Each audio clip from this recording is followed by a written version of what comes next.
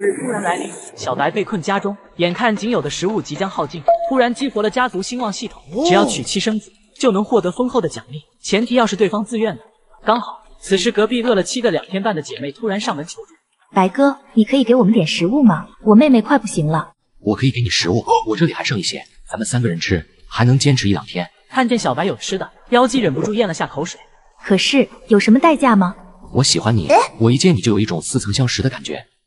妖姬想过很多可能，她觉得小白可能会用食物威胁她，提出一些过分的要求，但她没想到小白会这么说。我这么说可没有逼你的意思，我小白也是有人格的，我只想要你心甘情愿的和我在一起。他难道真的喜欢我吗？那他为什么之前不说呢？行不行？你倒给句话呀！你要是不行，我就去问你妹；要是你妹也不行，我就带着仅剩的这些食物出去找别人了。我其实也挺喜欢你的，你应该早和我说的。我做了一个梦，上一世我们也是在末日之中，在一个叫做未来城的地方，我就是你的女朋友。后来在你的带领之下，我们战胜了丧尸，战胜了幕后黑手白袍，拯救了蓝星。我也和你做过同一个梦，看来我们要再续前缘了。那你愿意做我的妻子吗？我愿意。尊敬的宿主，恭喜您迎娶了第1位妻子，让您的家族得到了发展，您获得如下奖励。这是什么牛马奖励啊？末世之中要这些东西有鸡毛用啊？系统错误，检测到宿主环境发生变化，是否更换奖励系统？更换。奖励系统更换完成，您将获得92式半自动手枪无限子弹版，获得基因改造药剂，使用后体质可以提升2倍半，获得空间戒指，可容纳100立方米的物资。这才合理，这些东西才是适合末世之中生存。妖姬，你把东西拿给你妹妹吃去吧，你们先吃，吃完了我再去外面找。我就拿我和小五今天吃的就行，剩下的还放你这。说罢，妖姬拿着食物就匆匆地返回房间了，而我则是思索怎么拿下妖姬的妹妹。如果拿到她妹妹那份奖励，那在末世之中就更加如鱼得水了。算了，还是赶快让妖姬怀孕吧，这样又能拿一份奖励了。随后我回到房间，拿出基因药剂，对着自己的身体就扎了下去，伴随着骨骼噼里啪啦的作响，松散的脂肪发生了急剧的变化，转化成了结实的肌肉。下一刻，我发现自己不仅力气大了很多，就连视力和听觉都比以前敏锐了许多。眼看天色已晚，我趁着手机还有电，连忙给妖姬发了个信息：一会儿你来我这休息吧。发完之后，手机就没电，自动关机了。姐，你这些吃的是从哪里来的？是白哥的。哼，我们都快饿死了，他竟然还藏食物。这些食物本来就是人家的，再说了，他这不是分给咱们了吗？这时妖姬的手机响了一下，妖姬拿起来一看，顿时脸就红了。小五，晚上你自己休息吧。那你呢？我去隔壁。姐，这些食物是你用身体换来的吗？我就知道小白不是什么好东西，都怪我，你都是因为我才这样的。不是的，小白他一直喜欢我，但一直不敢表白。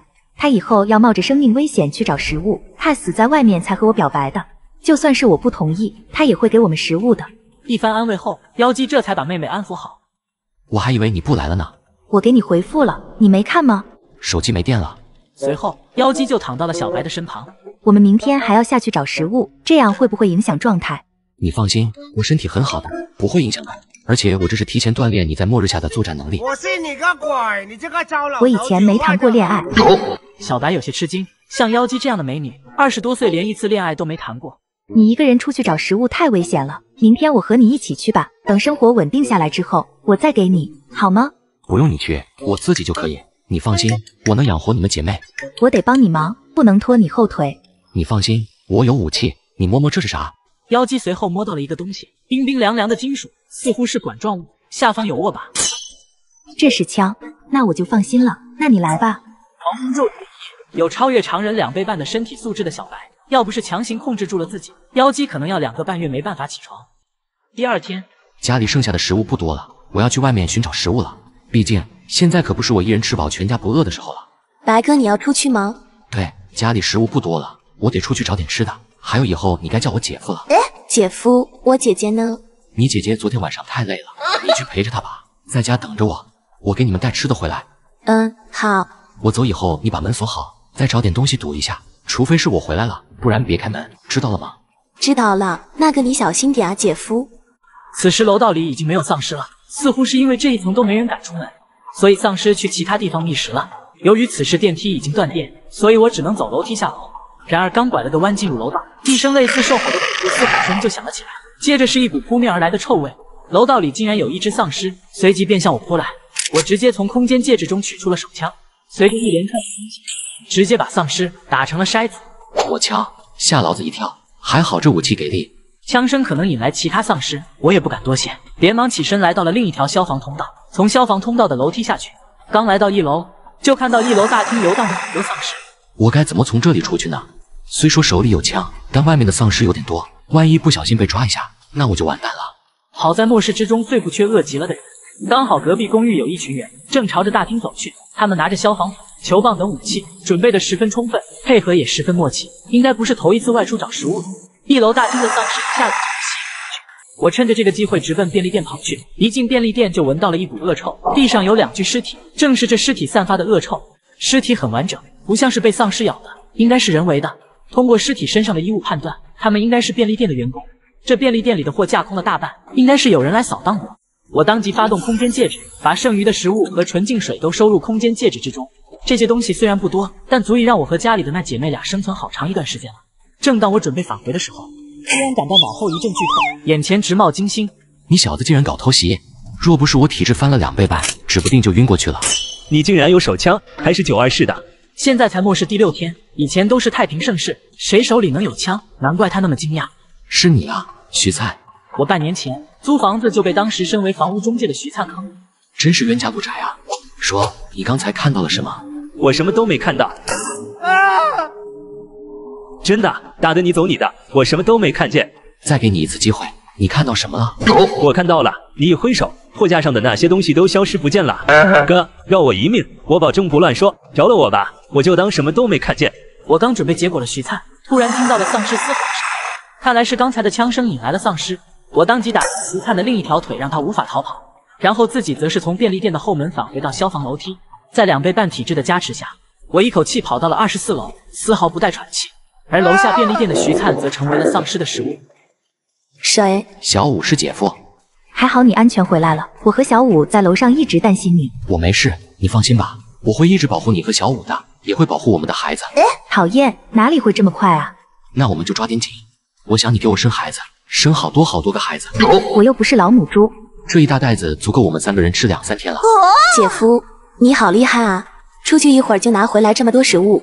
我听到枪声了，你开了2次枪，你是不是遇到危险了？楼道里遇到1次丧尸，楼下也遇到1次。以后我跟你一起吧，你出去之后，我太担心了。我跟着你好歹有个照应。可是明天你要是还下不了床，你怎么跟我一起？你别以为我不懂你们男人这种事做多了会虚的，我就不信你天天都能这样。那咱们拭目以待吧。小白又抽出来了2个半小时，对妖姬进行了末日下的特殊训练。而此时隔壁的邻居则正在商量着如何抢小白的物资。我看见了隔壁那小子带了一大袋子吃的回来，兄弟们，你们怎么看？老王，你没听到枪声吗？他刚出门就有枪响，这说明了什么？你不会不知道吧？说明他有枪呗。隔壁那小子我最了解，怂包一个，有枪又能怎样？你说的简单，谁去扛子弹？你吗？那你告诉我，我们接下来是什么？是冒着被丧尸吃掉的风险下楼，还是去隔壁抢？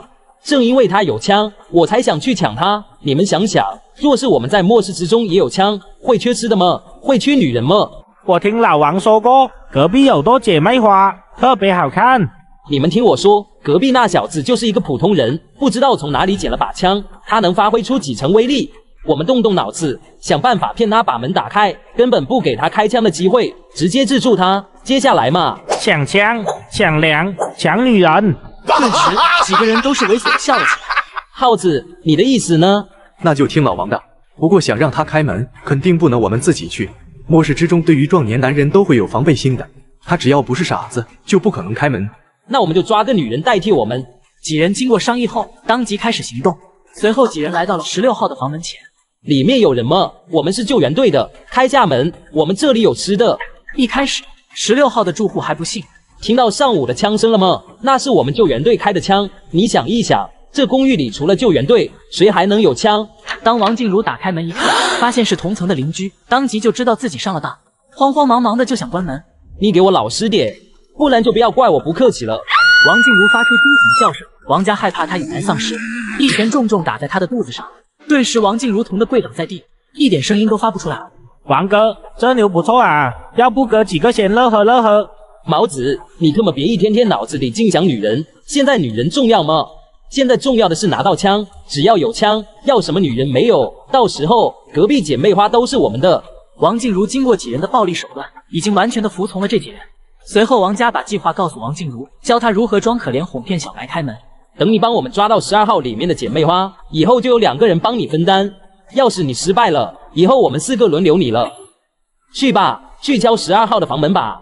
你好，我是16号的住户，我饿了好多天了，今天见你拿了好多食物回来，能不能借我一点？小白透过猫眼往外看，当看到是很漂亮的年轻女人时，小白反倒更加警惕了起来。我这里没有吃的，你找别人吧。我真的好几天没吃饭了，你给我点吃的，我愿意付出一切。抱歉，我这里真没有。此时王静茹猛地眨眼睛给小白打眼色，好让他准备好枪。小白瞬间就明白了他的意思。行了，看你可怜，我给你一些吃的吧。完蛋了，他竟然没带枪，看来自己要和12号的姐妹花一起沦为那几个男人的玩物了。声枪响，胖子被我的随缘枪法打中，当场毙命。大哥，都是误会，7步以外枪快，7步以内全快。耗子动手。可笑，你们平时都这么勇的吗？你好，我们应该见过面吧？我就住16号，咱们以前见过面，我对你有印象。眼前的这个女人很漂亮，可以作为下一个任务目标的备选。你很聪明，要不是你给我打暗号，我恐怕就着了他们的道了。要不进来坐坐，我这里有吃的。那我就不客气了。小白，没事吧？我听到你开枪了。没事，几个想抢食物的被我解决了。话说美女，你是怎么被他们胁迫来敲我们的？王静茹说起如何被王家等人抓到的经历。这些人真是太阴险了。你之后有什么打算吗？这次循环好像和前几次不一样，这个男人怎么会突然出现呢？还能有什么打算呢？我是不敢下楼的，在你这里吃点东西就回房间里躺着，等救援吧。哪有什么救援啊？现在这情况能自己活下来就不错了。也对，按照当前的情况，不可能再有救援了。现在只有跟着强者才有生路。小白，我以后喊你白哥吧。你看我无依无靠的，也没有食物，末世之中还要被坏人欺负，你能不能保护我呀？我们的日子也不好过啊，小白一个人养活3个人已经很辛苦了，你若是也跟着我们，怕是都活不了。我也想帮你，但我老婆说的也是，我一个人怎么可能养活得了咱们4个？你们想要住别墅吗？什么别墅？就是那种改装过，有净水器、发电机，还有一定食物储备的别墅。更加准确的来说，就是末世庇护所。你什么意思啊？真有这样的地方？小白有些心动。目前住的公寓里鱼龙混杂，哪怕自己很强，也保不住就被谁害了。若是能有一个庇护所，那就安全多了。眼前这个女人怎么会知道这种地方？难道是谁提前知道将有末世来临，提前打造了末日庇护所吗？王静茹看出了小白的迟疑。我以前是做房产中介的，而且是那种高端房。我有一个客户，他出国前把一套房子委托给了我。他是一个末日迷，一直觉得末世会到来，所以提前准备了一个庇护所。要不是他生意失败，他是不可能卖这套房子的。你说的真的假的？不会是忽悠我们的吧？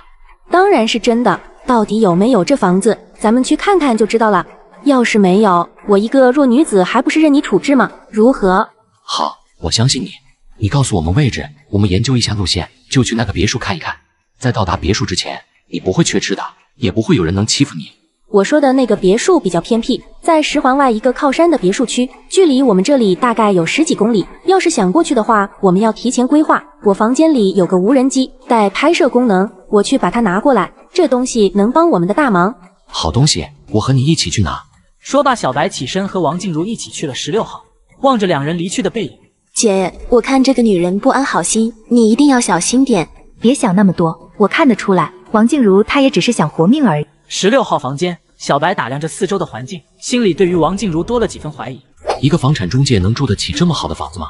你知道的，我是做中介的，手中房源很多，有的房东把房子完全委托给我，我都有钥匙的。趁没租出去的时候，我就来免费住一住，职业小福利而已啦。无所谓，只要关于庇护所的事情你不骗我就行。如果到了之后没有别墅，你可以随便处置我，我只想活下去而已，不会骗你的。说罢，他就跑去了自己的卧室，将无人机拿了出来。小白之前就是无人机爱好者，一眼就看出来了王静茹拿出来的无人机价值不菲。这是个高端型号，某东上售价12万多，一个房产中介用得起10几万的无人机吗？不过小白并没有拆穿王静茹，关于他的秘密，以后可以慢慢的挖掘。一共6块电池，2块已经没电了，还剩4块电池，还能飞1个多小时。那这段时间你是住我们那里，还是住你这？当然是住你那里了。我这里的防盗门虽然结实，但却抵挡不住末日之中人心的险恶。2个卧室，我和我老婆一间，你和我小姨子一间，没问题吧？没问题。把你想带的东西拿上，这里以后应该就不会再过来了。随后，众人便用无人机拍摄视频观察外面的情况。只见路上不管是大路还是小路游荡的都有丧尸，全是丧尸，我们该怎么过去啊？完全没有安全的路线啊！走地上肯定是不行的，现在只有一条路了，走地铁轨道。静茹，你的无人机在地下有信号吗？有信号，但只能飞2-3公里，再多估计就不行了。那好，你操控无人机去看看地铁里的情况，若是丧尸不多，我们就走地铁通道。随后王静茹便操控无人机往地铁站下面飞。地铁站里面丧尸也不少啊。静茹，你控制无人机继续往里飞，看一看地铁轨道。只见车厢里还有一些丧尸，但门被关着，他们根本出不来。无人机飞过车厢，再往前就是一眼看不到尽头的地铁轨道。还好轨道里面没有丧尸。我记得快到下一站的时候，有一段地铁是露天的，也许我们可以从那里翻上轨道。姐夫，我们就不能不去吗？我感觉我们在这里也能活下去。必须去，城市中人口密集，食物全靠外界供应。末世之后，用不了多久，城市内的食物就会匮乏。而我说的那个别墅内有大量的食物储备。小白倒没有那么担心食物问题，他有空间戒指，食物在里面都不会变质，能保证短时间内不缺食物。我虽然不缺食物，但是我需要一个安全又宽阔的地方。我的系统是家族兴旺，以后老婆和孩子肯定不会少。小五他说的没错，我们现在能搜集到的食物都是有保质期的，用不了多久，就算还能找到食物，估计也不能吃了，我们得早做打算。那个房子的主人为末世来临做了很多准备，甚至开垦的有菜地，就连种子都备齐了。我们以后就再也不用为食物发愁了。你们也不想白哥一直冒着风险去外面寻找食物吧？闻言，小白怀疑的看向王静茹，觉得这个女人身上肯定有什么惊天秘密。现在计划是这样的，我们先去下一站的地铁口，翻到地铁轨道上，然后就沿着地铁轨道一路走，直到终点站，翻出终点站，再去郊区别墅。今天先休息，明天我去周围探探路，若是没有什么大问题，后天出发。妖姬跟我回屋，你们2个也回去休息吧，东西随便吃，保持好体力。小五，我可以这样叫你吧？小五虽然对眼前这个女人很有戒心，但毕竟是未走出象牙塔的大学生，心思比较单纯。王静茹这种聪明的女人主动套话，她哪怕提醒自己保持警惕，但还是无意中说了很多的有用信息。原来小白和妖姬才刚在一起不久。王静茹心里念着这个关键信息，脸上浮现出莫名的神色，不知道在想什么。突然，隔壁有些声音传来：“又来，昨晚我就没睡好。这天还没黑呢，你姐姐和姐夫感情真好。”我从王静茹口中得知，竟然有人在末日来临之前便打到了末日庇护所，而王静茹担心我去到庇护所后就不保护她，转身和我谈起了交易。我一开始以为你是用食物或者武力威胁妖姬和你在一起的，但白天我和他聊了聊，发现你没有这么做。你想说什么？你和别的男人不一样，我知道到了郊区别墅之后，我就没有价值了，你就不会保护我了，对不对？你倒是挺有自知之明。只要到了那边之后，你还保护我，我就是你的人了，或者我现在就能成为你的人。小白看得出来，此时如果让他现在陪自己，他肯定不会拒绝，但心里应该不是心甘情愿的。你把我当什么人啊？我只想要你心甘情愿的跟着我。你这人竟然有这种怪癖，人是你的不就完了，竟然还要我的心。放心好了，我真的挺欣赏你的。2人算是达成了一个交易。第2天一大早，4人背着全部的家当，准备前往庇护所。众人按照提前规划的路线，绕过丧尸较多的地铁站口，来到铁轨道。轨道里没有一只丧尸，就这样走走停停，一直走到深夜，终于到了终点站。众人原地休息一晚后，第2天又经过1上午的行程，终于顺利抵达了庇护所。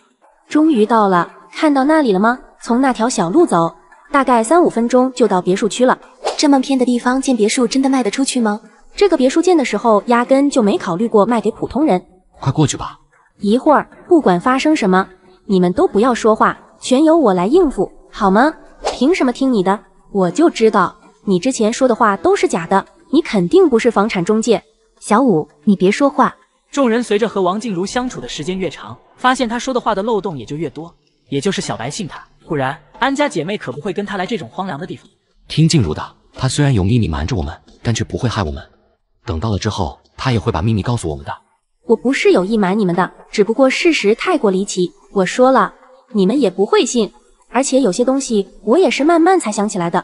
4个人边走边说，几分钟过去，转了一个弯之后，一个刚刚修建好的别墅区映入眼帘。希望城。是的，这里是末世中的希望之城。什么人？姓名王静茹，希望城16号的业主，你们可以查询一下。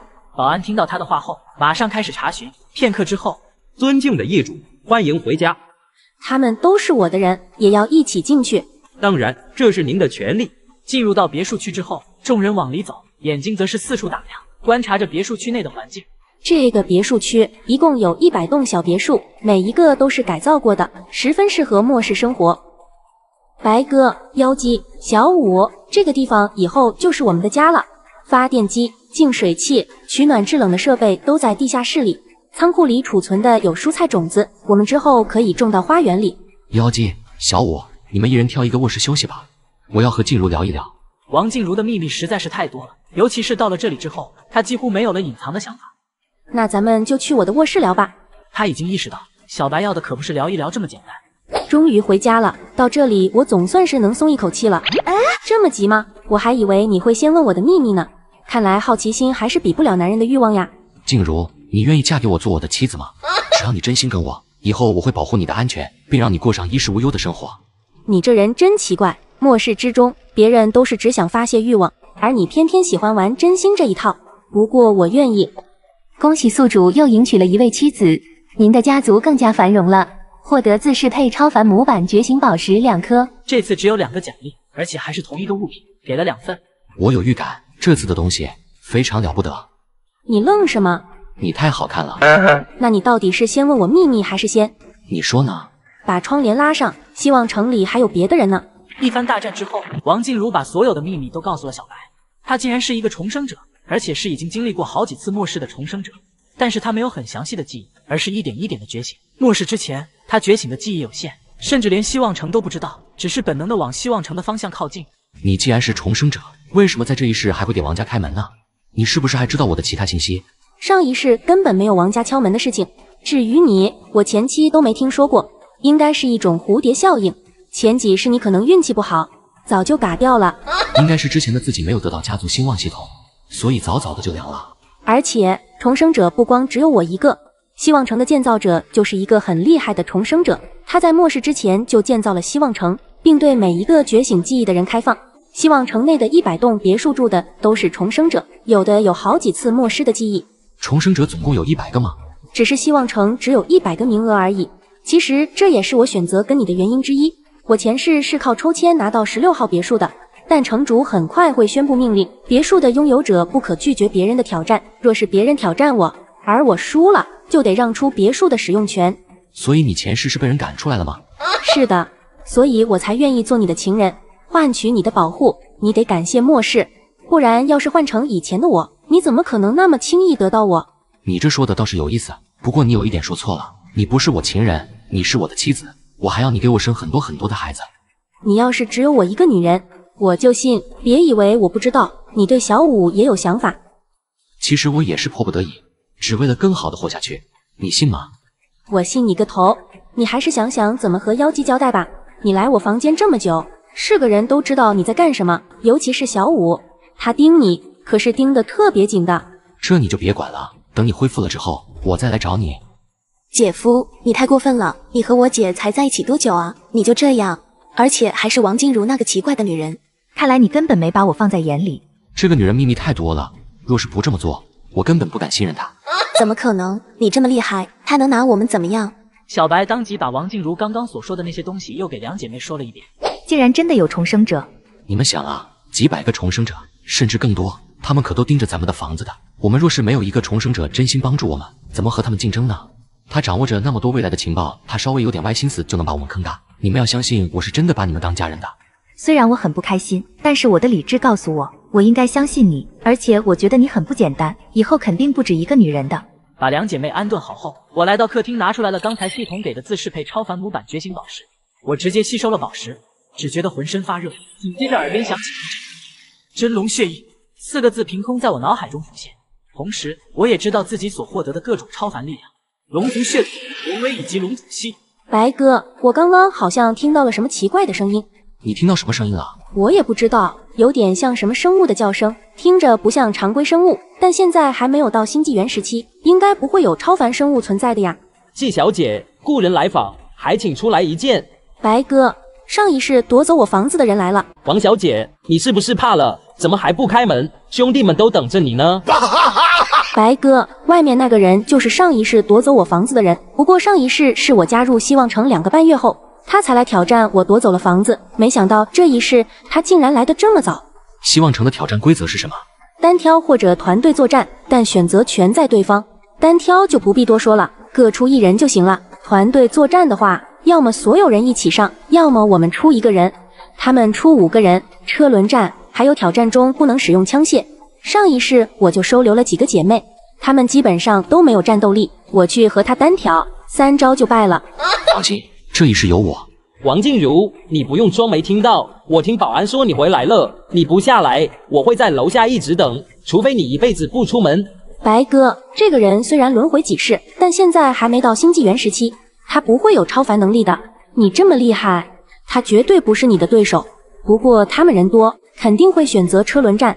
放心，看我的吧。王静茹，这一世终于知道找男人来保护你了，不过你找的人不怎么样啊，一个熊猫头，要不你跟我算了，我和兄弟们一起保护你。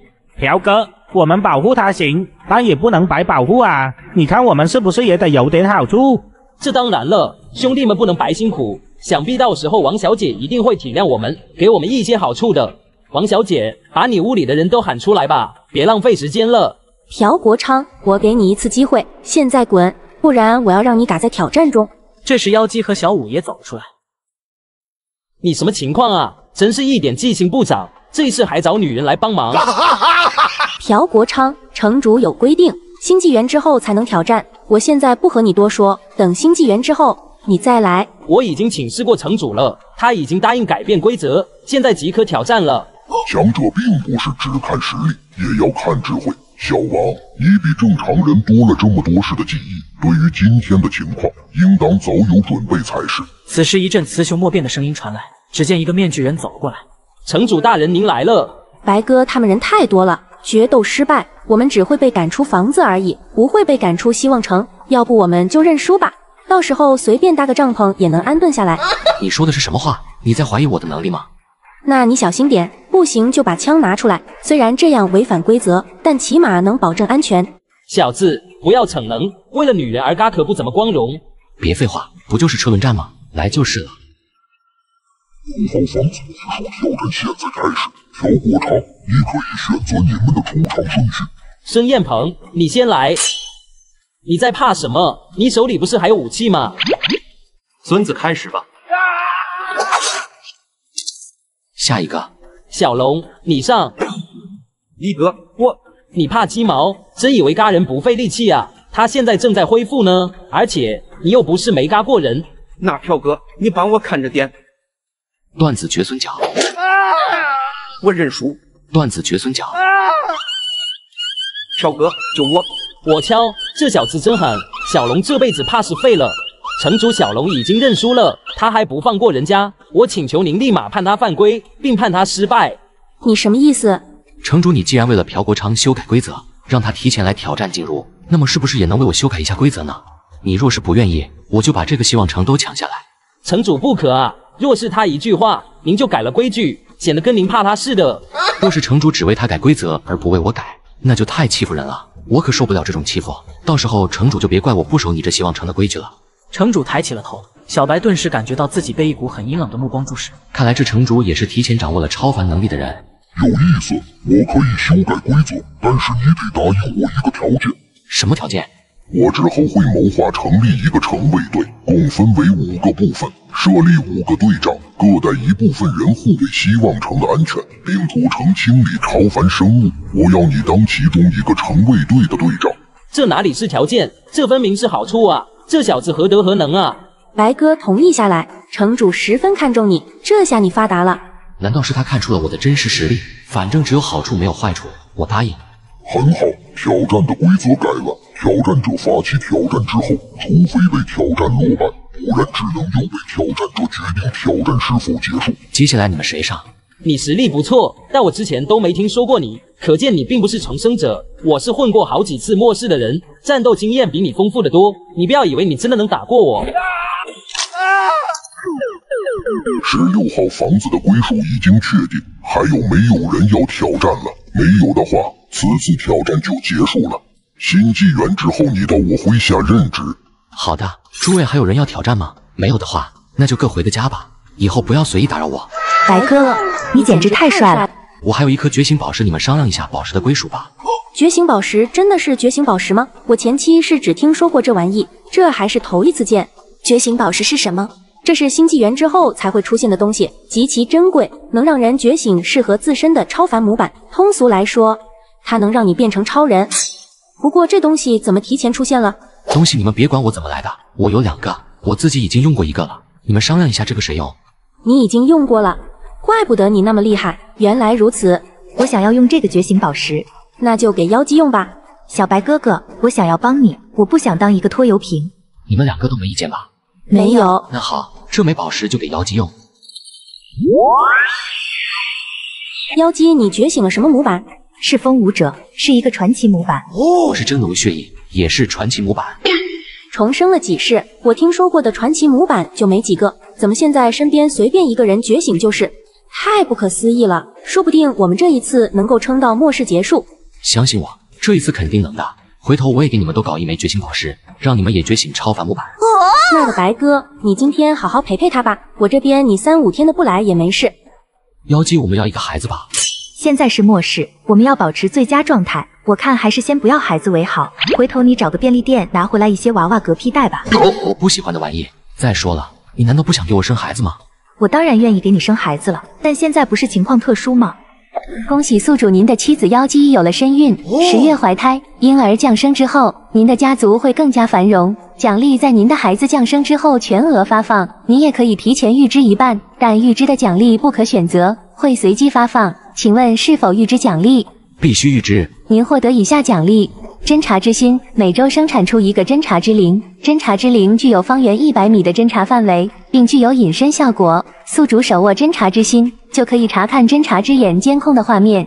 阴阳法环自动吸收周围逸散的超凡能量，并储存起来。必要时可以发出阴或阳2道法力。阴法力具有伤敌功能，阳法力具有治疗功效。小白随后告诉了妖姬她已经怀孕的事实。次日清晨，小白便拿出侦察之心查看周围的情况，看到远处几个人走过来，每路过一步，他们就把一封信送进门口的信息。城主又在搞什么花样？城主开拓令，城主于末世之前囤积了大量的蔬菜和冷鲜肉，只要贡献点就能兑换，而获得贡献点的方法就是出城猎杀丧尸，每个丧尸1个贡献点，亦或者带1个活人回希望之城，1个活人同样是1个贡献点。我打算出去嘎丧尸，得到一些贡献点，换取蔬菜和鲜肉。妖姬怀孕了，得吃点好的。白哥枪法不错哦，这才几天就有了。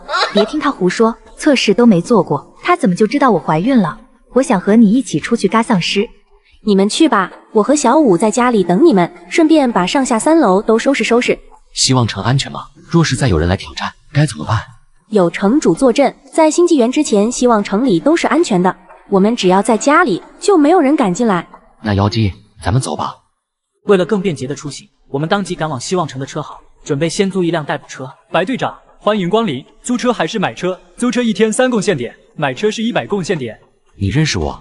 昨天白队长大战朴国昌的事迹已经传遍了整个希望城，您现在可是我们这里的大人物了。这才末世初期，城主才发布开拓另一天，谁能拿出来100贡献点买车？您说的是，大家当然没贡献点，所以您看现在我们也没客人不是？真溜啊！但您和其他人不一样，您是未来希望城的5大队长之一，这些车您有权限直接使用，也可以半价购买自己私用。要是没有贡献点，我们还能赊账。那我征用1辆，去外面嘎丧尸，可以吧？当然可以了，这是您的权利。随后，小白和妖姬便驱车来到了一个居民区的附近。城主规定，1个丧尸的左耳可以换1点贡献点，开干吧！说着，便有2只丧尸嘶吼着扑了过来。小白哥哥，让我来！风之怒，在风之怒被动风之舞者的加成下，妖姬直接斩杀了丧尸。有宝石的加持下，果然厉害了不少。随后，在小白和妖姬的男女搭配下，短短1个上午就收集了70多个丧尸的耳朵。白哥，这1个贡献点就能兑换1斤鲜肉或者是1斤蔬菜，我们这一上午的努力能换好多吃的了。那边还有个便利店，我们再去便利店里拿点东西吧。这是什么？空间戒指，里面有100立方的空间，有这玩意在，我们一次能拿好多食物。正当我们准备离开的时候，你们不要走，把我们的东西都还回来。双胞胎吗？哥哥姐姐，你们把东西给我们留下一点好不好？你们一直躲在仓库里吗？是的，哥哥姐姐，你们别把东西都带走，给我们留一点吧。小白哥哥，你给他们留点东西吧。妖姬，你记得我曾经在咱们楼下也开过枪吧？就是我去便利店那一趟。知道啊，你不是说你嘎了个丧尸吗？其实那天是有一个人看到了我使用空间戒指，所以我把它嘎了。你的意思是？没错，上一个看到空间戒指的已经嘎了。哥哥，不要嘎我们什么都没看见，我们不会乱说的，求求你了。在末世之中，只有入土的人才会保密。这事儿还有其他办法吗？姐姐，你求求哥哥吧，我们真的不乱说，我们连便利店都不敢出去，我们只想活下去啊。能有什么办法？到时候万一他们和别人乱说，我们就会被别人盯上，还不如现在狠心直接解决了他们。既然你担心他们泄露咱们的秘密，要不这样吧，咱们把他们带回家，我们时时刻刻的看着他们，这样我们的秘密就不会被泄露了。他们回去能干什么？平白又多2张嘴。他们都是挺大的姑娘了，能干活啊。平时家里做个饭，打扫卫生，后花园回头种菜也需要人。对，哥哥，我们能干活的，我们什么都可以干的，求你了，把我们都带回去吧。看来我的机会又来了。算了，既然这样，那就把他们带回去吧。哥哥，谢谢你。随后众人返回了希望城，来到了城主府去兑换贡献点。白队长，您这是捅了丧尸窝了吗？竟然一天就嘎了77个丧尸，怪不得他连重生者都不是，而城主却这么看重他，简直太厉害了。这是一个连接了希望城内局域网的手机，您的贡献点都存储在里面了。谢谢了，这双胞胎姐妹是我带回来的活人，你帮我也兑换成贡献点。好的，一共79贡献点，您去后面仓库就可以兑换食品了。我这79个贡献点，一半兑换蔬菜，一半兑换冷鲜肉。白队长，您说多少来着？79点。小白直接拿出手机给他看。我去，真有79点啊！您真太厉害！我重申这集市，在新纪元开始之前，就没见过有人能一天就获得那么多贡献点。其实你没有必要都兑换，你们家中的冰箱肯定不如城主重金打造的专业冷库效果好。你拿的贡献点，有需要再来换就好了。谢谢提醒，但我还是选择全部兑换。好吧，这是你的权利。此时仓库主管肯定不知道小白的空间戒指才是末世之中最好的保鲜且保险的设备。随后30斤蔬菜、30斤肉和20斤水果便送到了别墅，有队长的身份在，还多送了1斤东西。小白蔬菜和水果都收进了空间戒指之中，妖姬则是带着双胞胎姐妹去熟悉环境。3楼还有卧室，你们2个住一间吧，你们就负责打扫房间和去后花园种地吧。小五，这是我让你姐夫带他们回来的。姐，你是真一点危机感都没有啊？你不怕哪天起床就看到姐夫从隔壁双胞胎姐妹的房间里出来？你们聊啥呢？看到小白过来了，双胞胎吓得大惊失色，想起来在便利店小白要嘎他们的那一幕就浑身发凉。而小白表面上不动声色，心中却是惊呼捡到宝了。双份奖励，双份快乐。小雅、小莫，我是对你们冷漠了些，但你们得理解我。为了我和我老婆们的安全，我必须确保没有任何隐患。既然你们来到了我家，那就是家里的一员，我会对待家人一样对待你们的。刚重生便得知自己队长职务被小白顶替的陆星，正准备找小白算账，